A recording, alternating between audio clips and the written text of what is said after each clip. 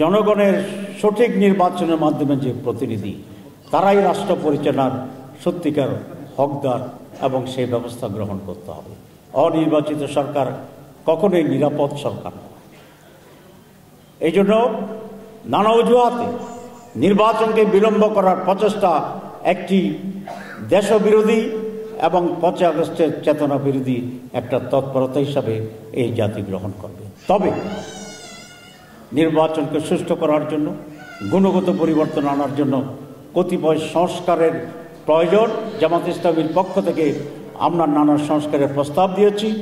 সেইগুলো দ্রুত সম্পন্ন করে ন্যায়ের যতটুকু সময় প্রয়োজন এর ভিতরেই একটি সুষ্ঠু নির্বাচন দিতে হবে এবং সেই নির্বাচনেই এবার বাংলাদেশের মানুষ একটি সঠিক সিদ্ধান্ত নেবে। মানুষের প্রতি জামাত ইসলামের সে আস্থা আছে। ইনশাআল্লাহ একটি পরিবর্তিত, সমৃদ্ধ, পজিটিভ বাংলাদেশ এই দেশের মানুষ আগামী দিনে বিনির্মাণ করবে। আজকের অনুষ্ঠানে সম্মানিত প্রধান অতিথি জননেতা জনাব ডক্টর